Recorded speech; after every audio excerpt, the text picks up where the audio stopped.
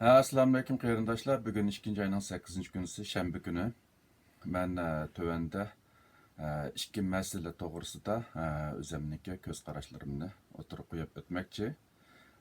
Uning birinchisi shu Wuhan o'pkalari to'g'risida Xitoy hukumati e'lon qilgan sonliq ma'lumotlar to'g'risida bo'ladi. Ikkinchisi anandan keyin shu Wuhan o'pkaligini keltirib chiqargan koronavirusninki shu jonliqdan ayrilib sirtqi dunyoda shu shaylarninki sirtqi yuzida qancha uzun yashay olishi to'g'risida bo'ldi. Endi birinchi masalaga kelsak, men hozirgi videolarimda asosan shu xalqaro sayyoh tashkiloti tarafidan e'tirof qilingan dunyodagi cho'ng medialarda e'lon qilgan va shundaqla Xitoy hukumati e'lon qilgan rasmiy statistika sonlarni asos qilib so'zlab keldim. Bu deganlik hargiz mening u songa ishinaman deganlik emas. Son faqatla bir u belga bo'libmi bak biz amaliy ahvolni uqmagan ostida u son alayda bir narsani belgilamaydi.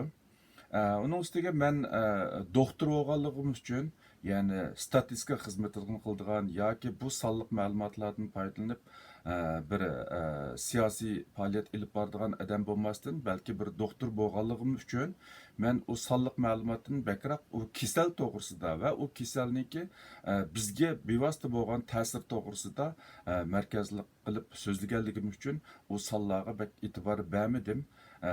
Albatta men bu songa ishinamanmi degan vaqtida men ishonmayman. Chunki biz hammamiz bilamiz, Xitoy hukumati azaldan o'ziga ziyon keladigan yoki vaqtida rost gap qilmagan yoki haqiqiy ahvolni deb kelmagan. Lekin kam deganda mushu hozir Xitoy e'lon qilgan sonliq ma'lumot mush kasalga nisbatan eng tuvan cheklamadagi bir ma'lumotdan bizga derak berdi. Masalanga bizniki nopasimizni 2015-yilgacha Xitoy hukumati 11 million 11'de 3 milyon deb e'lon qildi. Birisi so'ragan vaqtida bizning Uyg'urlarning nopasi qancha degan vaqtida biz Xitoy hukumatining statistikasida 11'de 3 milyon deb javob berib, anandan keyin biz uningdan ortiq deymiz deb o'zimizningki mayli 15 milyon bo'lamdi, 25 milyon bo'lamdi, 30 milyon, 35 milyon degan bo'lamdi. U sani deymiz endi. U faqatla bizningki bir farzimiz. Chunki biz rasmiy bir yo'sinda statistika qilib boqmadik. Faqat Xitoy e'lon qilgan songa ishonmaganligimiz uchun o'zimizningki o'xshash bo'lmagan ko'z qarashimizni o'tirib qo'ydik. Bu albatta haqliq, lekin men doktor bo'lganligim uchun u yerda Xitoyda tarqagan kasallar to'g'risida statistika qilib bormaganligim uchun uningga nisbatan menda bir xil yoqilaydigan yoki mundaq bo'lish ehtimoli ko'p bo'lishi mumkin deydigan aniq bir son yo'q. Şunlaşqa men shu xalqaro sayyoh tashkiloti va dunyodagi cho'ng medialar e'tirof qilgan, ya'ni Xitoy e'lon qilgan bu sonlarni asos qilib bu kasal to'g'risida o'zimning ko'z qarashlarimni o'tirib qo'yib keldim. Albatta hozir hamda bu kasalga nisbatan nayta cho'ng farqlar bor. Eng tuvan masalan hozir Xitoy e'lon qilgan son 35 mingga yaqinlashgan bo'lsa, birinchi ayning 25-kunisidan e'tiboran bu yuqumlanganlarning sonini 75 mingdan 260 minggacha bo'lishi mumkin deb faraz qilayotganlar bor. Bunu ben aldığım videolarımda az dolu ta'kidlab o'tdim. Albatta hozir hamda masalan biz mayli uni 1 milyon deyli, 2 milyon deyli, 10 milyon deyli bizga nisbatan mo'yin bo'g'ini u son emas, balki mushu kasaldan qanday saqlanish, anandan keyin bu kasalniki vatandagi xalqimizga, bulab lager xalqimizga bo'lgan tahdidni qanday qilib oziltish. Hargiz bu son emas. Biz son o'ynayotmaganlik uchun, men kasbim doktor bo'lganlik uchun bu jihatda bak kirib ketmedim. Albatta nurg'un o'tkichilar siyosiy faoliyatchilar, siyosatchilar hamda mush sonning ichidan bir nima tepish uchun hamda sonni mo'yin qilib ko'rsatishi mumkin. Lekin doktor manga nisbatan sondan bakroq mush kasalga bo'lgan tushunchani oydinlashtirish, bu kasaldan qanday saqlanish, bu kasalning qanday oldini olish, andan keyin bu kasaldan kelib chiqqan ziyon zahmatni qanday qilib eng tuvan darajada tushirish hamda. Men mushuni asos qilib so'zladim. Shunga qarindoshlarniki to'g'ri tushunishini umid qilaman. Ham bu meni hamda mushu cho'qim Xitoyning sonliq ma'lumotiga ishondiga o'xshaydi deb qolmasligini umid qilaman. Men albatta ishonmayman, lekin menda o'zimda ishonchlik deb qaragan bir son bo'lmaganligi uchun shu sonni asos qilib so'zlab keldim. Shu masala to'g'risida ozroq tushuncha beray deb o'yladim. Ikkinchi masala nurg'un qarindoshlar mendan so'ragan va nihoyatda muhim bo'lgan bir masala bo'lib, ya'ni bu virus jonliqning tenidan ayrilib, tashqi dunyoda qancha uzun yaşayalaydı. Hem de nurg'un qarindoshlar odatda shu to'rdan bir narsa ilishga odatlangan, bu narsalarning ko'p qismi Xitoydan kelishi mumkin. Hamda ularning andishisi biz shu to'rdan bir narsa buyurtqa zakaz qilgan vaqtida agar u Xitoydan kelsa, shuning bilan bizga kasal yuqamdi degan andish sababidan bu savolni so'raganlar xili ko'p bo'ldi. Hamda normalda ko'pincha viruslar jonliqdan ayrilib tashqi dunyoda bir necha minutdan eng uzun bo'lganda bir necha haftagacha yashalaydi. Mutlaq ko'p sondagi viruslar asosan 24 soat ichida o'ladi hamda. Lekin u deganlik hammasi shunday bo'ladi deganlik emas. Bu virusning qaysi xildagi virus turiga, aningdan keyin shu sharoitga bog'liq Meselenge SARS virusu yani 2003 yılı Xitayda tarqalgan SARS virusunun nimisi normalda şu canlıqdan ayrılıp 48 saat içinde yaşayalayken bulup mübek təratda yaşaydığı vaxtı uzunken anandan keyin işçirilip qalğan adamның təratida 96 saat yaşayalayken, yani 4 gün yaşayalayken hem de biz bu yeni koronavirus'a kelsek bu virüs 1. ayının 7. günüsü resmi tonulgan. Gerçi onun sebebini kelip çıkan kisel 12. aylarda hatta bazıları 11. aylarda başlangan bolsunmu, lekin bu kasalning nima sababdan kelib chiqqanligi va u virusning qanday bir virus ekanligini biz 1. ayning 7. kunisi tunjiqdim tonudiq. Hozir qadar aram bir oydak vaqt bo'ldi. Bu virusga nisbatan bizda nurg'un bilmaydigan narsalar bo'lganligi uchun bu virus jonliqning tenidan ayrilib sirtqi dunyoda qanchalik yashaydigan to'g'risida aniq bir ma'lumot yo'q. Ko'pincha kishilar bir necha soat yashayolishi mumkin deb qaraganlar bor.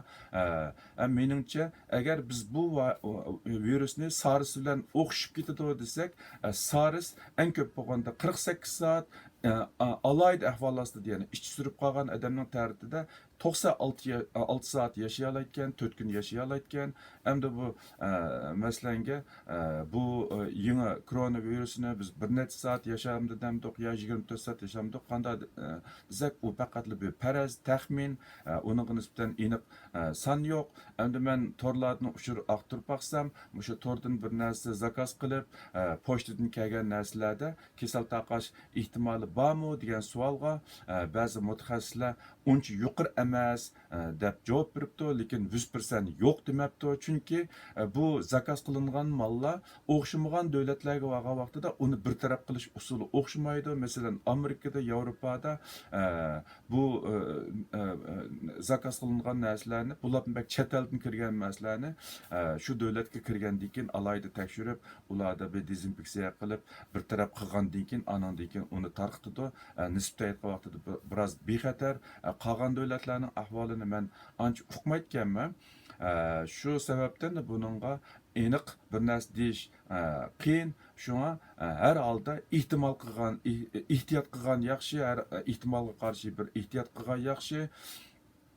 Anandan keyin mushu kasalniki mushu Wuhan kasali bilan bu giribtor bo'lganlarning sonliq ma'lumotga yana azroq bir qo'shimcha qilib qo'ydiganim, bu yerda sonliq ma'lumot jihatda Xitoy hukumati yo'shirib rostni demagandan boshqa yana eng nim bo'lgan reallik bo'lgan bir masala bu kasalniki diagnoz qo'yish vaqti nihoyat asta ko'payayotgan kasaldan diagnoz qo'yish surati oz bo'lganligi uchun nurg'un kasallarga vaqtida diagnoz qo'yilmaganligi shu sababdan statistikaga kirmagan ahvollar mavjud. Masalan men doktor anda olgandiki bir kasal masalan o'lib ketadigan ish bo'lib qolsa doktorlikda agar u kasalga diagnoz qo'yilmagan bo'lsa uni diagnoz o'lib ketish sababi aniq emas deb yo uni rak bilan o'lib ketgan yoki AIDS kasali bilan o'lib ketgan yoki yurak kasali bilan o'lib ketgan undaq statistikaga kirgizgili bo'lmaydi. Chunki u aniq diagnoz qo'yilmaganligi uchun farazga asosan palon kasal bilan o'lib ketdi deyish doktorning kasbiy axloqiga uyg'un emas. Xitoyning hozirgi ahvolida mushundaq ahvolmi yana bo'lishi mumkin. Albatta yolg'on gap qilib yoshirgandan boshqa nurg'un kasallar diagnoz qo'yilmay o'lib ketganligi uchun u statistikaga kirmagan bo'lishi mumkin. Anandagi yana nurg'un kasallar kasalga giribtor bo'lib bir necha haftagacha aniq diagnoz qo'yilmaganligi uchun umumiy Xitoy hukumati kunda e'lon qilayotgan sonliq ma'lumotga kirmagan bo'lishi mumkin. Misolan buni o'rnak qilib men bir misol keltirib beraman. 2 oyning 6-kunisi Wuhanda o'lib ketgan u kasal, u bemor o'zimi doktor bo'lib 34 yoshlik bu 12 oyda mushu kasal to'g'risida eng burun ogohlantirish bergan 8 doktorning biri. U doktor shu ogohlantirish bergan vaqtida to'rda yolg'on so'z tarqatding deb soqchilar uni tutib qo'lga olgan. Keyin Xitoy hukumatining oliy sud mahkamasi bu doktorni gunohsiz deb qo'yib bergan.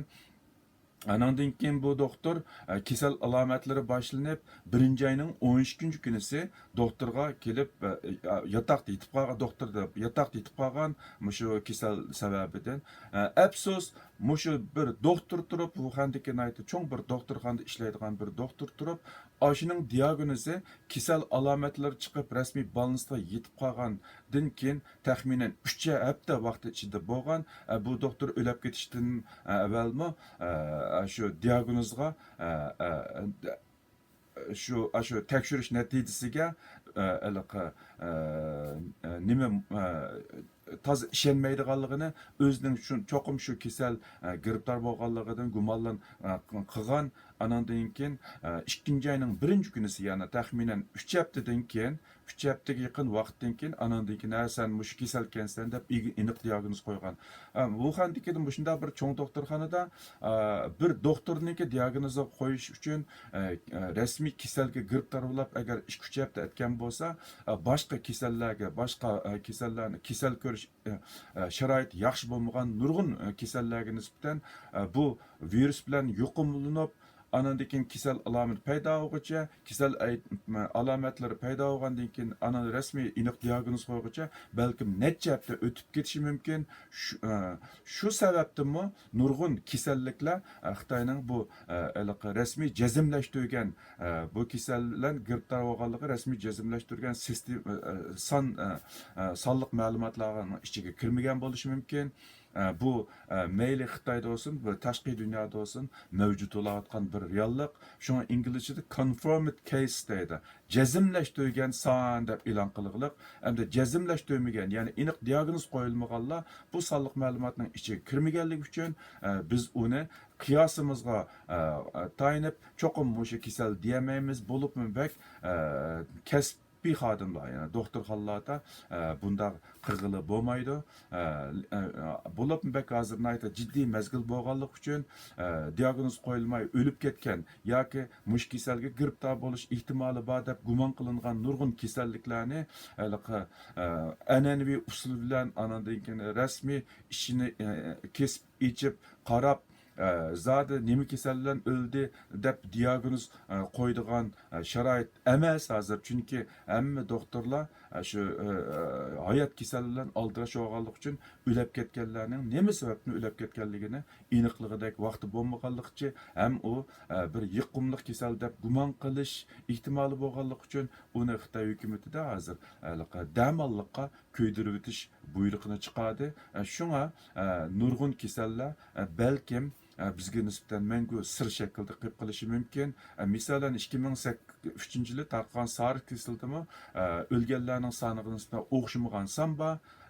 Lekin eng oxirida mayli Dunyo sog'liqlik tashkiloti olsun, mayli dunyodagi cho'ng davlatlarniki, cho'ng axborotlar olsun, yanala Xitoy hukumatiniki e'lon qilgan sonliq ma'lumotlarni ishlatib kelyotdi. 17 yildan keyinmi yana shu sonliq ma'lumot, uning sirtidagi sonliq ma'lumotlar rasmiy isbotlangani yo'q, bir sir shaklda qilib qolgani cho'qim aniq.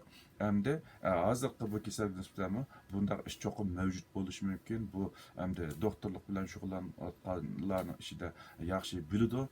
Shunga hamda biz shuni faraz qilib tursaqmi, lekin uni taxminiga asosan, hissiyotimizga asosan undaq deyilmaganligimiz uchun yoki bunday deyish kasbiy nimaga uyg'un bo'lmaganligi uchun men yanala eng tövəndəki sonliq ma'lumotni asos qilib turib bu kasal to'g'risida bir tushuncha berishni, lekin xalqimizning bu kasaldan qanday saqlanish to'g'risida bir ogohlantirish berib, shu bizga bu kasalning bizga bo'lgan ziyni eng to'van darajada tushirishga tirishib keldim. Buguncha men shunchalik izohlab turay. Anglag'aninglarga rahmat. Agar bu videoni yaxshi ko'rsanglar, taqib qo'ysanglar, xayr xo'sh, ya'ni keyin qitim ko'rishimiz.